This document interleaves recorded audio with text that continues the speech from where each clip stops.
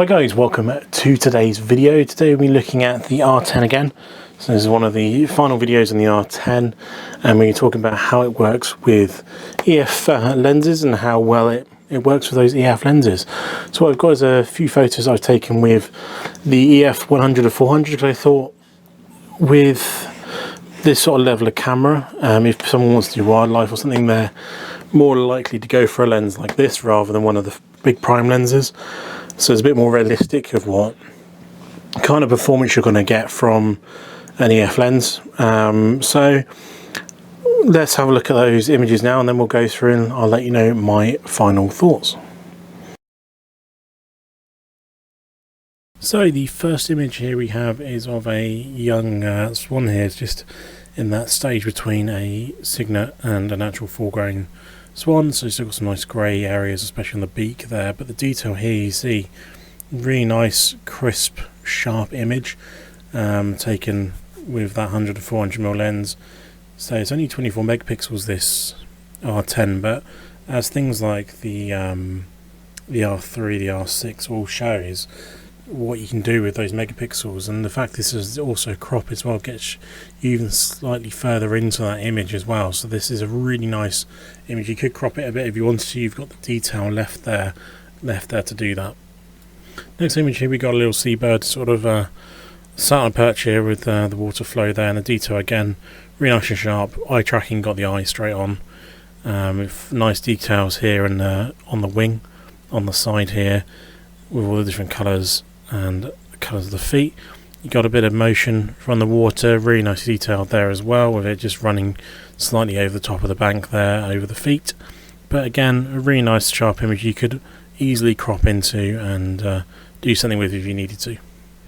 Now the final image here is the swan in flight. The physical details and colours and stuff aren't great because of the way I was having to shoot. Just I wanted something in motion to track.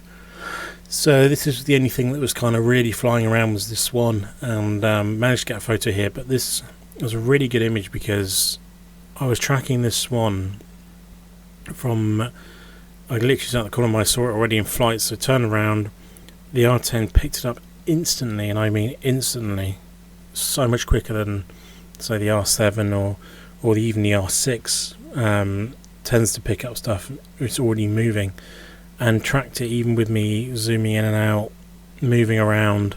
It still kept the swan perfectly tracking, which honestly is super impressive. So it's not, the colour wise everything, not the best images because of the shooting into the light a little bit, making it not great, but the fact that it's actually a sharp image is, and all the photos I took about 50 photos in a stream. You do have to be careful of the buffer if you're shooting in RAW.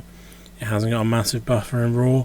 JPEG you get a little bit more obviously, but be careful of that unless you are using a really fast card. But I didn't get many photos at all on the buffer, but enough to get a good row of 50 on and off tracked, and all of them are in focus. So very, very impressive from the R10.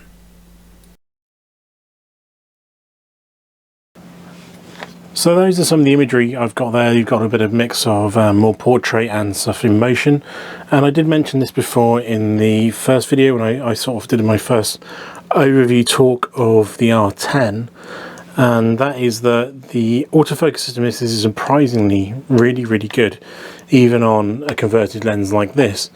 Now with that swan flying, obviously it's flying in the away from me, but even still the AF picked it up instantly, tracked it absolutely perfectly through the sky with no issue at all, and I was also changing the focal length as I was tracking it, still focusing it, no problems at all.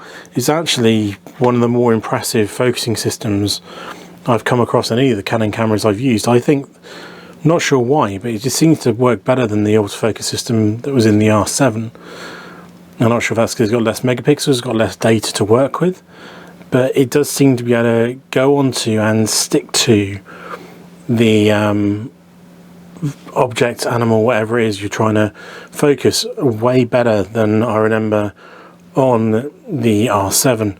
All the photos you've seen today are taken on mechanical shutter mode. That's very important because of rolling shutter and stuff. With this, the R7, even up to the R6. So I'd only use mechanical shutter personally, just I don't ever want to risk that rolling shutter, especially when you've got stuff in motion like the swans flying.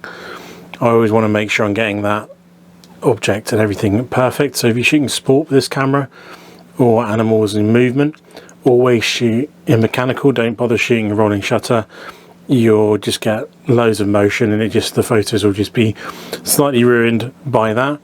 But I've also used this camera with the 500mm prime just to see how it worked with that.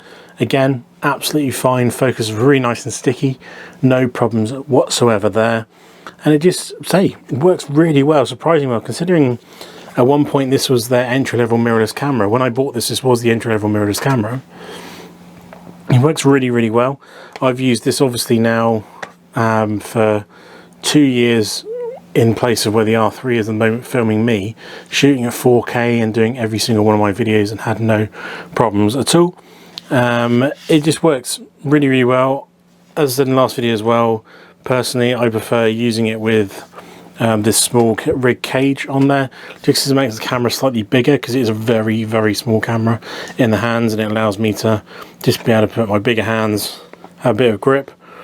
It will stop you, I know it doesn't quite stop you using the flash, the way you cover up there, but it does actually let you use that. But no worries at all. This camera has been actually a pleasure to use. Great setup with any of the RFNs obviously, but with me specifically, with only having EF glass, I have no problems at all. So it sits on there with a EF lens filming and can track all my movements, no problems at all, and keep me in focus. This works absolutely fine on this lens here. I've used it the 7200 Mark 1 as well, so one of my oldest lenses. No problems with that at all. Either gives a very nice sharp image, and wouldn't be a camera I'd be afraid to pick up and know I can get some decent photos.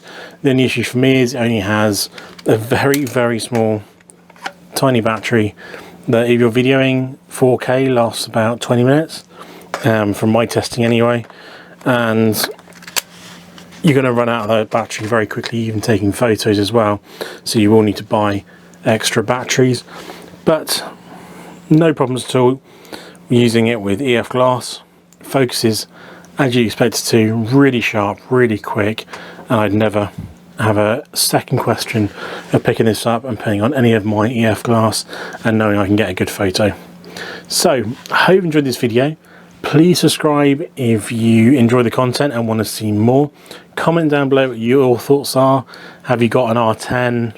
Are you using it? If you have any problems, if you message me on Instagram, I can send you the settings I've used for the autofocus to get the photos I've got. They will go into my preview, or whatever the non-primary inbox is. So sometimes you do have to wait until I see them before you get a response, but I will respond to any on there. I just get a lot of junk email on my Instagrams. So again, I hope you enjoyed the video. I will see you in the next one. Have a good evening and goodbye.